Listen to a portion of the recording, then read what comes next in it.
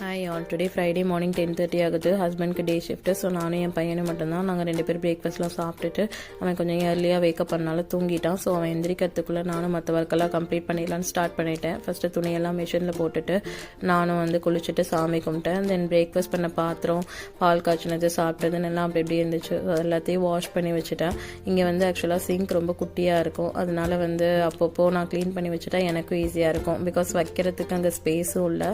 So யூஸ்வலாகவே நான் எப்போவுமே அப்பப்போ க்ளீன் பண்ணி வச்சுருவேன். தென் வாட்டர் பாட்டில் எல்லாம் வாட்டர் ஃபில் பண்ணி வச்சுட்டேன். நான் குக்கிங்க்கு யூஸ் பண்ணிப்பேன். அண்ட் எனக்கும் பாட்டிலில் குடிக்கிறப்போ கொஞ்சம் வாட்டர் இன்டேக் அதிகமாக எடுத்துக்கிற ஃபீல் இருக்கும். ஸோ யூஸ்வலாகவே நாங்கள் வாட்டர் பாட்டிலில் ஃபில் பண்ணி வச்சுருவோம். தென் வீடெல்லாம் க்ளீன் பண்ணிகிட்டு இருந்தேன். குழந்தை இருக்கனால அப்பப்போ க்ளீன் பண்ணி வச்சுறது நல்லது. பட் டாய்ஸ் மட்டும் நான் எடுத்து வைக்க மாட்டேன். பிகாஸ் அவன் எஞ்சானா எல்லாத்தையும் எடுத்து போட்டுருவான். ஸோ நைட்டு தான் எடுத்து வைப்பேன். அதுக்குள்ளே என் பையன் முழிச்சிட்டான். ஸோ அவனை தட்டி கொடுத்து மறுபடியும் தூங்க வச்சுட்டு லஞ்ச் ப்ரிப்பேர் பண்ண ஸ்டார்ட் பண்ணிட்டேன்.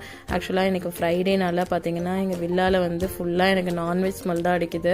எல்லா இடத்துலையும் கதவை திறந்தா நான்வெஜ் ஸ்மெல் தான், கீழே போனால் நான்வெஜ் ஸ்மெல் தான் அடிச்சிச்சு. ஸோ பட் எங்கள் வீட்டில் இன்றைக்கி பார்த்தீங்கன்னா பொட்டேட்டோ ஃப்ரையும் பருப்பு குழம்பும் தான். யூஸ்வலாகவே நம்ம ஊரில் எப்படி சண்டேவோ அதே மாதிரி தான் இங்கே ஃப்ரைடே. எல்லா ஸ்கூல்ஸு, கவர்மெண்ட் ஆர்கனைசேஷன், நிறைய கம்பெனிஸ் எல்லாமே ஃப்ரைடே ஆஃபாக இருக்கும்.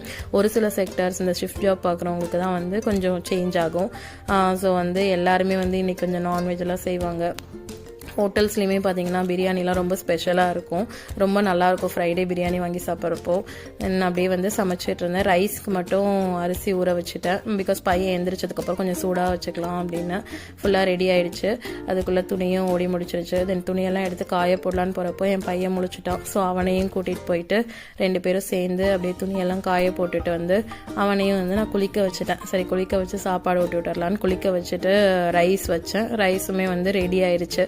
ரெடி ஆனதுக்கப்புறம் நானும் என் பையனை கூட்டி விட்டுட்டு சாப்பிட்டேன்.